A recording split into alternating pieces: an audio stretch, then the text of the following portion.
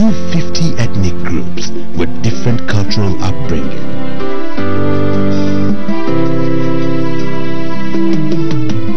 Approximately 500 languages.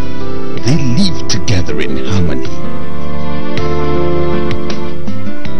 Nigeria, our strength in our diversity.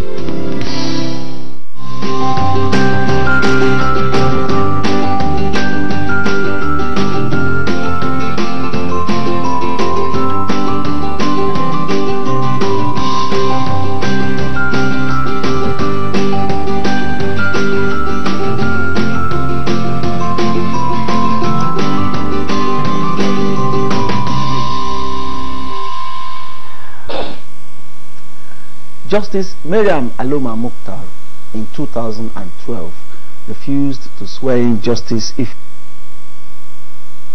appeal due to a petition by Abia State indigents that she is from Anambra State and not Abia. Justice Jumbo Ofo is married to an Abia man and at the time of the appointment had been working and contributing to Abia State for 14 years.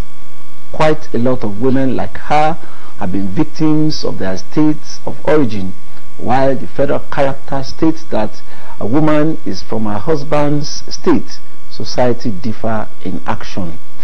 The House of Representatives passed for second reading an amendment bill to legalize dual indigenship for women, but not also without debates for and against.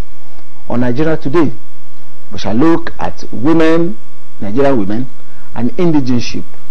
I am Shegun Ojelade. Before we kickstart the program, let's start with Nigerians, their opinion on this topic.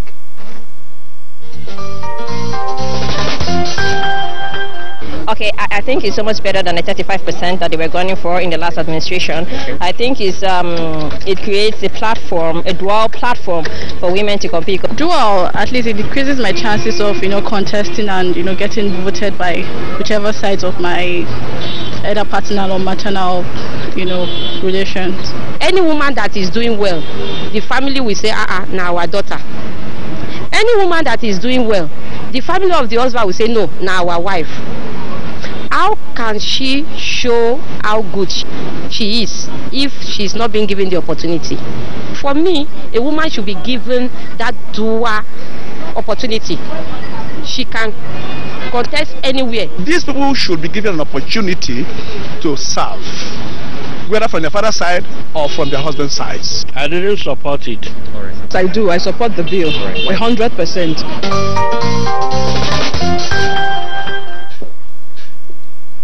Welcome back from there. Those are the views of some Nigerians on the topic we're discussing this evening, dual indigenship for Nigerian women. Now, I'm being joined in the studio by two eminent women. I have with me Honorable Joan Kapo. Umrapo, yes. She is a member of the House of Representatives. I welcome you, Honorable, to the program. Thank you so much. I also have with me a legal practitioner based there in Abuja, Esther Uzoma. She is also the chairperson of Proactive Gender Initiative, an NGO. Honorable, I welcome you to the program. Honorable, I welcome you, Barrister. Thank you very much. Maybe he's coming. Now, let me start with you, Honorable. There was a heated debate on the floor of the Green Chamber on this bill, which eventually passed for second reading, on dual indigenship for women. What exactly took place, and then what is the original intention of this bill? Well, the bill was sponsored by Senior Advocate Padrock, a member of the House of Representatives, and it's simply to give the Nigerian women her right in marriage. It looked like marriage has become a minus to the Nigerian woman, not just in political circle, private, in civil service who have had challenges, who had ambitions cut short by issues of citizenship. And yes, I think that's the proper word, citizenship, because as a married woman in Nigeria, you don't even now know where you belong. Your father's house is saying, no, you were giving out a marriage 25 years ago, so we shouldn't be talking about you. And your husband's people are saying, no, you should go to do whatever you want to do from your father's house. We just married you. And this usually comes up when the woman is about to exhibit herself. The Nigerian government, the private sector or public, in whichever dimension now, is about to recognize the woman for who she is, and you suddenly begin to see all kinds of petitions. The social media is condensed with criticisms of why should it be her, why should she go there. I'll give you a typical example. When my sister, Dr. Ngozi Okonjo-Iweala, was about to be appointed, it was so ridiculous. The Abia people came out to say, no, she's from Delta, so that cannot be our slot. And some Deltans also came out to say, no, we want our own minister. She's married to an Abia man.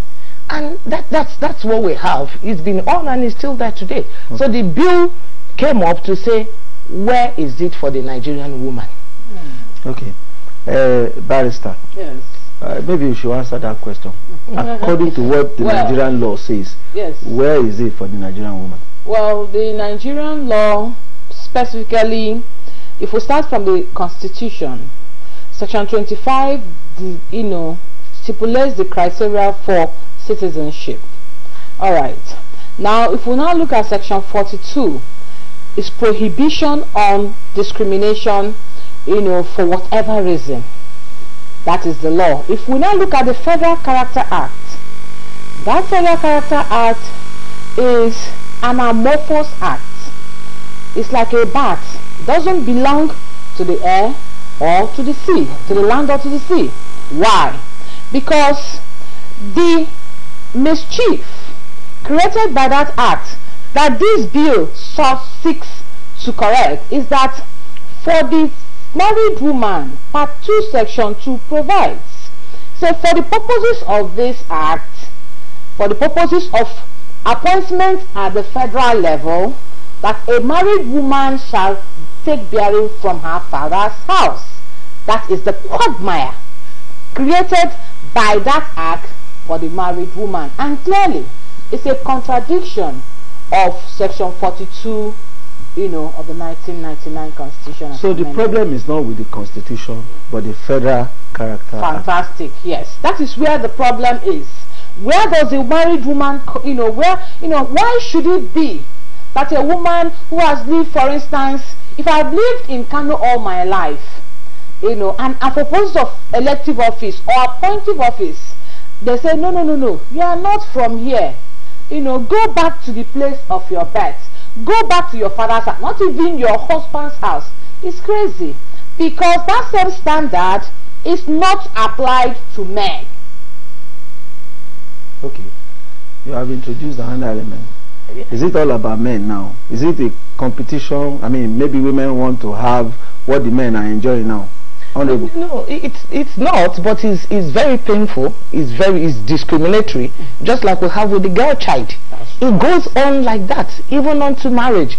I have colleagues who are from Ogun State and they are representing Lagos State.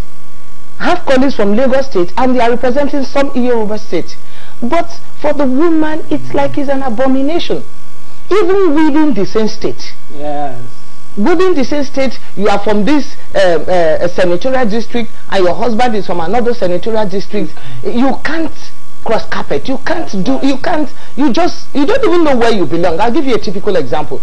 If you started contesting from your father's house, for instance, for political office, before you got married, the moment you get married and you put up the next poster, your father's house says to you, no, this poster now reads Mrs. Johnson Joseph, so go to that man's house and contest. Where you are married to says, no, we just married you continue with what you're doing with your father's house. So you're neither here nor there. No, that's the very painful aspect. You see, this fiction was actually, this problem, this tsunami was actually deliberately orchestrated by men. Oh. Because they were, yes, they were the ones who drafted this law. Because a woman, you know, will see her position, will see herself first. Where does this law situate me? Why, you know, why should the law deliberately single out married women to marginalize her? And then there's a quagmire. Oh, you don't. For instance, look at the, you know, your intro. Our justice is even according to indigeneship.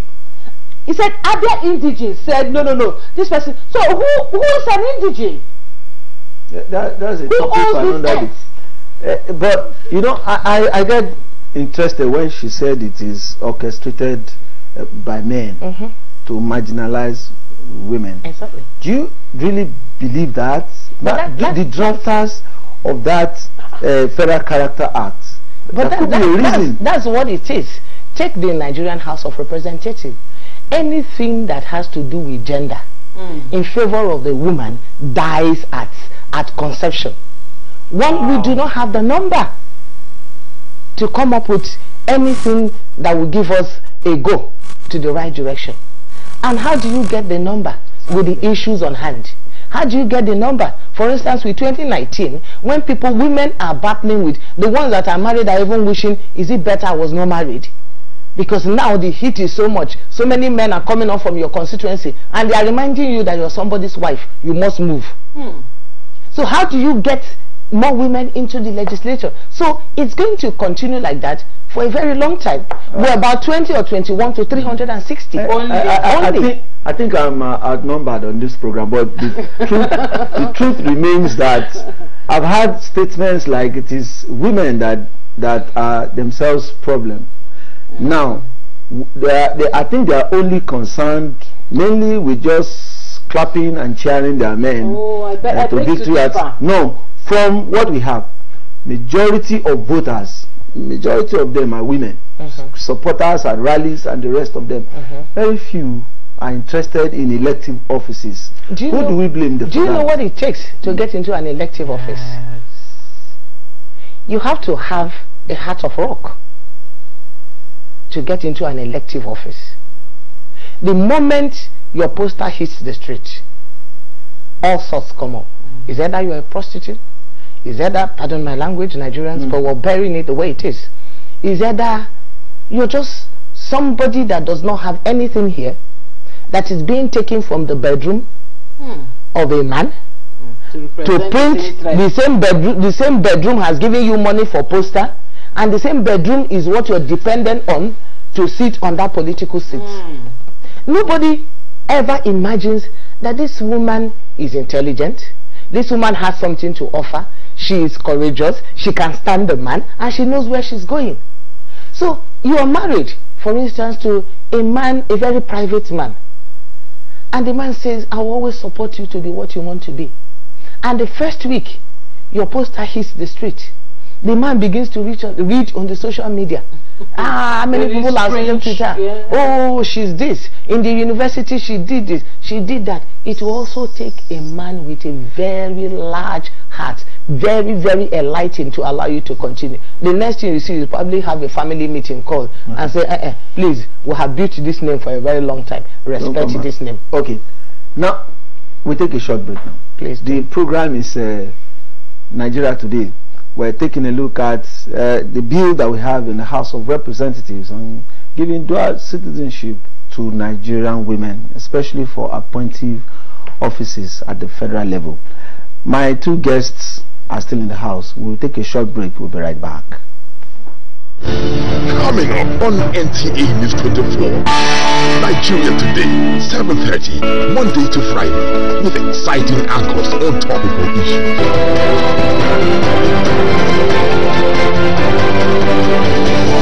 Inspirators, a search for those who inspire others.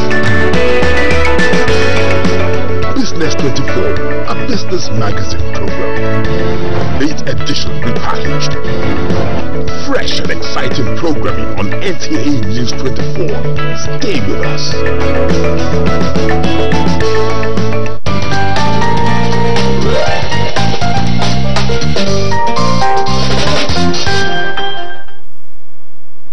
You're welcome back. The program Nigeria Today continues. We're looking at indigeneship, especially as it affects Nigerian women.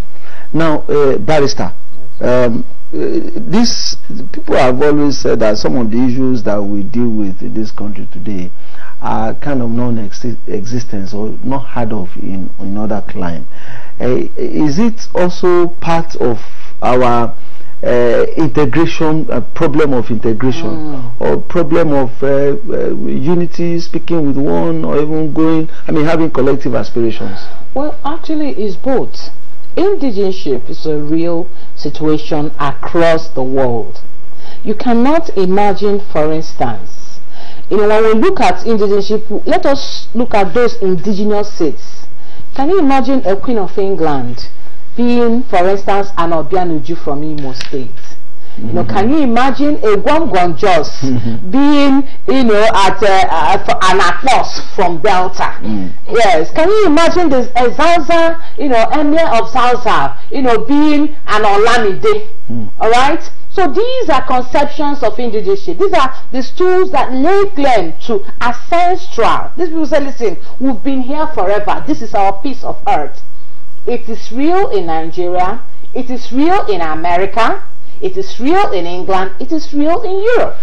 Alright? But citizenship and residency have very clear defined rights. Our problem here is that we have a quagmire. What are the rights of a citizen? What about a resident? If I've lived in Zamfara for 20 years, does that now qualify me to contest election? These are the issues that we have not been able to distill.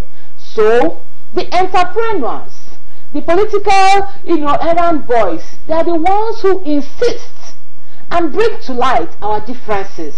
They're the ones who market. There's a capital, there's an economy, that is well developed by people who market our differences. They're the ones who will say, listen, this woman that wants to contest this election, this person that have dwelt in this community for 20 years, paid her taxes, served all her, been integrated, they're the ones who will come and say, you see, this person, her great-grandmother is from Aba. Those are the political, they are just there for the money changers. Okay. Yes. Okay. Now, let's look at this law again. Will the law be the almighty formula that will tackle all the ailments, all the political problems of the Nigerian women when it is eventually passed? Or is just a fraction of the whole struggle for women to be given their rightful place? I think the law, any law, is about its application. That's what it is. Like when people come up and say, oh, so many things are happening in Nigeria, this law, that law, I have often said to them that our problem in Nigeria is not law. We have enough laws to take charge of different issues. Yes, the good thing about this is when the bill is passed and is eventually assented to, the good thing about it is that I can go to court. Yes. Yeah. I can go to court to say, look, this is my right, this is what I'm supposed to get, this so law settles it. That's the only thing there. But for the application has to come with more of an understanding. This discrimination starts from birth, and it's not good for the woman. Okay. You have a very brilliant daughter. At the point of entering secondary school, she's made to sit down and wait for her brother, who might not even be as intelligent, because the family says, look, your dad comes up and says, oh, my daughter, yes, you're very intelligent, but please let your brother go first. Because to your father, your brother is more meaningful. You're just a piece of a thing that will move on to somewhere else. Okay. It continues like that. Okay. And that goes on to take what we have as a woman. I will still ask you, Honorable. A short while ago, you told us that the women are outnumbered, and to take a camel to pass through the eye of the needle before they get their way. What will be needed to get this bill through? If you are outnumbered, somebody can stand up and give a very good argument why it should not be. No, but incidentally, I would say number one, God was on our side. And for the first time, the men were very, very, very, very cooperative. Very, very. Every man that stood up, every legislator that stood up to speak, spoke wonderfully about the bill. I mean, they gave examples with some gave examples with their wives. So, oh, if my wife is in so place, she's reached this level in the federal service, why would you stop her from getting to where she's supposed to get to? Some give examples with their daughters. And for what it is, for the first time really on issues of gender in the House of Representatives, that was the first bill. So you are confident that this... Very confident, so very confident. For the first time we spoke in one voice. I know, Barrister, you may not be that optimistic, because there are people that still say, I will have to apologize for this, that there are still male chauvinists out there that will still look for, like you said, a way to discriminate against women. Now, how will you advise men that are still yet to be converted to say, okay, well, we should look more at performance, not necessarily indigeneship, statism, and the rest of it? Yes, you see, while I was watching that program, I saw an honorable member from the Southeast, I think it's from Ebonyi State, who was vehemently, opposed to, made the arguments, about marriage and all that. You see, one thing that is lacking is this. What we have now is just to, let's move on with what we have, because eventually, if you look at the woman as your sister, your mother, your daughter, you will see her differently. That girl you are pumping so much money into, you are sending her to Harvard, to Canada, will you want her, her best to be inhibited because of a law? See her like that. But we are doing what we can right now. But eventually we should progress to residency rights. Okay. So that even if I'm living in Kano and my husband lives in the east, we are one family, and I'm paying taxes in Kano, and I decide to run. It shouldn't be about my marriage. It should be about, yes, that shouldn't be the very tall one. Exactly. Yes, you said it's a very tall one. Okay. It's a very tall one. The issues are still quite wide, but our time is limited. But we cannot forget the girl child. Yes. All these that we're doing now is for the sake of tomorrow, the future of that girl. Now, quickly, how do we, through some of what we are doing now, legislation, counseling, and then empowerment, how do we empower the girl child for tomorrow, so that what some of us, let me say some of you, are going through, she does not pass through it quickly? I think it's more of counseling. We use the appropriate word. It's more of counseling. Like looking at this bill, some were trying to pick this bill like there's a confrontation between the man and the woman. It's not. It's simply, if I'm already contesting an election for my father's house before I got married to my husband, and having gotten married to him, I decide to contest from his place. Allow me. That's simply what we're talking about. If your father has sent you to school, you are a magistrate, and eventually you now got married as a magistrate, you want to become a judge. Nobody, you can become a judge from your husband's house. Nobody should now come to say, no, go back to your father's house. That's just, it's simply saying, allow us be. And for the girl child, for the woman, make up your mind that I want to and I would. Because it's come to a society, except you want to, and you come out to say I can do it. No man is ready to let you have it.